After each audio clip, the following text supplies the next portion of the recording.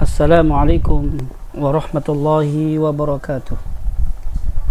Alhamdulillah wassalatu wassalamu ala Rasulillah wa ala alihi wa ashabihi wa man walah. La haula wala quwata illa billah, amma ba'du. Para siswa dan siswi SMP Islam Riyadhus Shalihin Bekasi kelas 7, 8 dan kelas 9, baik A, B, C dan D yang saya cintai karena Allah Subhanahu wa taala.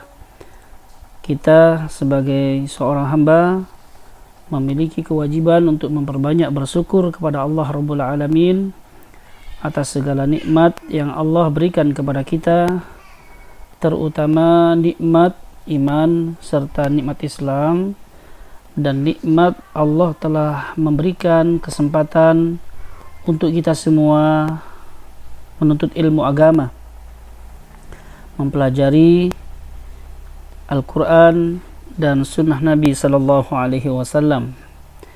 Kita wajib bersyukur kepada Allah Subhanahu Wa Taala bahwa kita menjadi orang-orang yang dipilih oleh Allah mempelajari Al-Quran dan sunnah Nabi Sallallahu Alaihi Wasallam. Nabi bersabda di dalam hadis yang sahih, khairukum man ta'allama al-Qur'ana wa 'allamahu. Sebaik-baik kalian adalah orang-orang yang mempelajari Al-Quran dan yang mengajarkan Al-Quran. Para siswa dan siswi SMP Islam Riyadhus Shalihin yang saya cintai karena Allah Subhanahu wa taala, pada pelajaran perdana dari bimbingan konseling, kita akan membahas tentang keutamaan menuntut ilmu agama. Seperti yang telah kita ketahui bahwa mempelajari ilmu agama hukumnya adalah wajib, sebagaimana Nabi Muhammad sallallahu alaihi wa ala alihi wasallam telah bersabda, talabul ilmi faridatun ala kulli muslimin. Menuntut ilmu adalah merupakan kewajiban bagi setiap kaum muslimin, baik laki maupun perempuan. Orang-orang yang mempelajari ilmu adalah orang-orang yang diistimewakan oleh Allah Subhanahu wa taala, di mana mereka diangkat derajatnya oleh Allah. Yarfa'illahu alladhina amanu minkum walladhina utul ilma darajat. Allah mengangkat derajat orang-orang yang beriman di antara mereka dan orang-orang yang diberi ilmu dengan beberapa derajat. Yang menjadi pertanyaan, ilmu apakah itu? Maka jawabannya, ilmu adalah kunci segala kebaikan. Ilmu merupakan sarana untuk menunaikan apa yang Allah wajibkan pada kita. Tak sempurna keimanan dan tak sempurna pula amal kecuali dengan ilmu. Maka dengan ilmu Allah disembah, dengan ilmu pula hak Allah ditunaikan, dan dengan ilmu pula agama disebarkan. Kebutuhan kita pada ilmu lebih besar dibandingkan kebutuhan kita kepada makanan dan minuman, sebab kelestarian urusan agama dan dunia bergantung pada ilmu. Oleh karenanya Imam Ahmad mengatakan, manusia lebih memerlukan ilmu daripada makan dan minuman, karena makanan dan minuman hanya dibutuhkan 2 atau 3 kali dalam sehari semalam, sedangkan ilmu diperlukan setiap waktu, setiap nafas. Kita membutuhkan ilmu. Jika kita ingin menyandang kehormatan yang mulia, maka hendaknya kita mempelajari ilmu agama, ilmu syar'i, ilmu tentang hak Allah yang wajib kita tunaikan, ilmu yang berkaitan tentang kewajiban kita sebagai seorang hamba. Maka ilmu yang dimaksud dalam ayat-ayat ataupun dalam hadis Nabi sallallahu alaihi wasallam, ya, itu semua berkaitan dengan ilmu agama, berkaitan dengan ilmu syar'i. Bagaimana kita bisa beribadah kepada Allah dengan benar, menunaikan hak-hak Allah, melaksanakan kewajiban-kewajiban kita sebagai seorang hamba di hadapan Allah Subhanahu wa taala. Oleh karenanya, para pelajar, para penuntut ilmu, seperti yang kalian saat ini menyandang sebagai talibul ilmi, seorang penuntut ilmu, maka di sana terdapat keutamaan bagi para pelajar, penuntut ilmu, serta pemilih ilmu. Apa saja keutamaan orang-orang yang sedang mempelajari ilmu? Pertama, anak-anakku semua, ilmu menyebabkan dimudahkannya jalan menuju surga. Sebagaimana hadis Abu Hurairah radhiyallahu taala anhu, bahwa Rasulullah sallallahu alaihi wasallam telah bersabda, "Man salaka tariqan yaltamisu fihi ilman, sahalallahu lahu bihi tariqan ilal jannah." Barang siapa yang menelusuri jalan atau menempuh jalan dalam rangka mencari ilmu, maka Allah mudahkan baginya jalan menuju surga. Rawahu Muslim. Jadi mempelajari ilmu yang dimaksud adalah ilmu agama, itu semua adalah jalan menuju surganya Allah Subhanahu wa taala. Yang kedua, ilmu adalah warisan para nabi. Hal ini sebagaimana yang dinyatakan dalam hadis Nabi sallallahu alaihi wasallam. Beliau bersabda, "Al-ulama warathatul anbiya, wa innal anbiya lam yuwarrithu dinaran wala dirhaman, walakin warrathul ilma, faman akhadhahu akhadha bihadzin wafir." Para ulama adalah pewaris para nabi. Sesungguhnya para nabi tidak mewarisi dinar dan dirham, akan tetapi mewarisi ilmu. Maka dari itu barang siapa yang mengambil bagian ilmu, ia telah mengambil bagian yang sangat banyak sekali, bagian yang sangat cukup.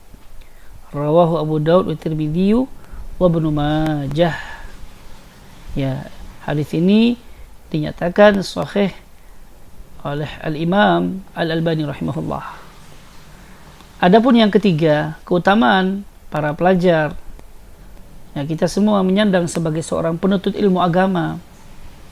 Ya, yang kita tahu menuntut ilmu agama sampai kita diwafatkan oleh Allah Subhanahu wa taala, sebagaimana Imam Ahmad ketika beliau lanjut usia tetap semangat belajar ilmu agama sampai tertatih-tatih. Bahkan dalam kondisi bungkuk-bungkuk beliau tetap sabar menuntut ilmu agama. Salah satu di antara santrinya, salah satu di antara muridnya melihat kondisi yang begitu kasihan, ya, kepada Imam Ahmad. Kata muridnya, "Sampai kapan kau akan berbuat seperti ini, wahai Imam?" Kata Imam Ahmad, "Minal mikhbara ilal magbara." Semenjak aku bisa menulis sampai aku dibuang ke liang lahat. Ya, maka anak-anak semua, kita semua, ya, penyandang para penuntut ilmu, maka ketahuilah banyak sekali fadilah, keutamaan orang-orang yang mempelajari ilmu agama. Yang ketiga, ilmu akan kekal dan akan bermanfaat bagi pemiliknya walaupun dia telah meninggalkan dunia. Disebutkan dalam hadis Nabi sallallahu alaihi wasallam telah bersabda, "Idza matal insanu inqata'a 'amaluhu illa min thalath, shadaqatin jariyah aw ilmin yuntafa'u bih aw waladin salihin yad'u lahu." Jika seorang manusia meninggal dunia, terputuslah amalnya kecuali dari 3 hal. Pertama, sedekah jariah. Yang kedua, ilmu yang bermanfaat. Yang ketiga, anak soleh yang mendoakan kedua orang tuanya.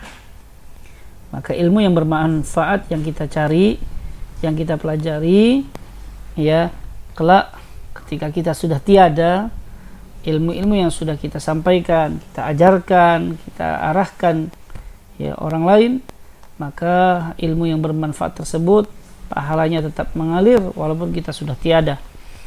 Yang keempat, Ya, Allah tidak memerintahkan para nabi meminta tambahan apapun selain ilmu. Kenapa? Karena ilmu jauh lebih bermanfaat, jauh lebih berharga dari segala harta yang paling berharga di dunia. Nabi SAW senantiasa berdoa kepada Allah, wa qul rabbi zidni ilma.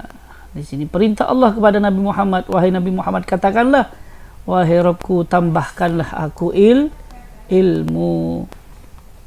Ya, Nabi tidak diperintah oleh Allah untuk nambah harta, ya, nambah kedudukan, nambah jabatan, tidak. Tetapi Nabi diperintah oleh Allah, ya, agar ilmunya bertambah. Kalau Nabi diperintah oleh Allah untuk berdoa agar ilmunya bertambah, apalagi kita. Yang kelima, bahwa orang yang dipahamkan ilmu agama adalah orang yang dikehendaki kebaikan oleh Allah. Dari sahabat Muawiyah, Nabi SAW telah bersabda, man yuridillahu bihi khairan yufaqihu fid din.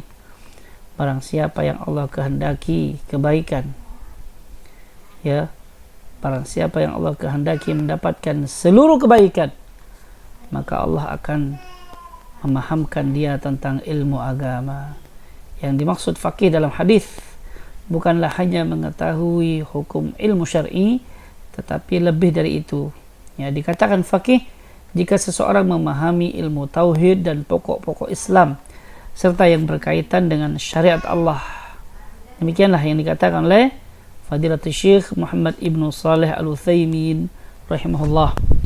Yang keenam, ya, keutamaan penuntut ilmu adalah, ya, bahwa para ulama, para penuntut ilmu adalah orang yang paling takut kepada Allah adalah orang-orang yang berilmu. Ya, alias sebaliknya, orang yang tidak punya ilmu tidak punya rasa takut, tidak memiliki khasyah, sehingga mereka banyak melakukan, ya, pelanggaran syar'i, meninggalkan kewajiban, melakukan dosa dan maksiat. Akan tetapi para ulama, orang-orang yang berilmu, mereka senantiasa dibimbing dengan ilmunya untuk tetap istiqomah melakukan kebaikan, ketaatan kepada Allah, serta menjauhi dosa dan maksiat. Ya, innama yakhshallaha min ibadihil ulama, kata Allah dalam surat Fatir 28, sesungguhnya yang takut kepada Allah di antara hamba-hambanya hanyalah para ulama. Imam Ibnu Katsir mengatakan, sesungguhnya yang paling takut pada Allah dengan takut yang sebenarnya adalah para ulama, yaitu orang yang berilmu. Karena semakin seseorang mengenal Allah yang maha besar, yang maha agung, yang maha mampu, maha mengetahui, dan maha, ya, mampu atas segala-galanya, dan dia disifati dengan sifat dan nama yang sangat sempurna dan sangat baik, lalu ia mengenal Allah lebih sempurna, maka ia akan lebih memiliki sifat takut dan akan terus bertambah sifat takutnya kepada Allah Subhanahu wa ta'ala. Para ulama mengatakan, man kana billahi a'raf kana lillahi akhwaf. Barang siapa yang paling mengenal Allah, dialah orang yang paling takut kepada Allah Subhanahu wa ta'ala. Ya, keutamaan yang ketujuh, bahwa orang yang berilmu, ya, Allah akan mengangkat derajatnya. Derajat di mana? Baik di dunia ataupun di akhirat kelak. Allah berfirman dalam surat Al-Mujadilah ayat 11, yarfa'illahu alladhina amanu minkum walladhina utul ilma darajat. Ya, Allah akan mengangkat derajat orang-orang yang beriman di antara kalian dan orang-orang yang diberi ilmu pengetahuan, ya, dengan beberapa derajat. Ada satu kisah seorang anak yang bungkuk, ya, seorang anak yang bungkuk, cacat. Ya, si anak ini sering dihina, sering dicela, dilempar dengan batu, bahkan diganggu oleh teman-temannya, oleh rekan-rekannya. Ketika ibunya melihat si anak kecil yang belia ini, yang cacat ini, ya, dihina, dicela, bahkan dilempar dengan batu oleh teman-temannya, sang ibu mengatakan, kemarilah anakku, carilah ilmu, menuntutlah ilmu agama kepada seseorang, ya kepada seorang yang berilmu. Ya, akhirnya apa? Si anak ini belajar ilmu agama sekian lama, sekian tahun, ya, dia hafal Al-Qur'an, dia hafal hadis, bahkan dia hafal ya kitab-kitab para ulama.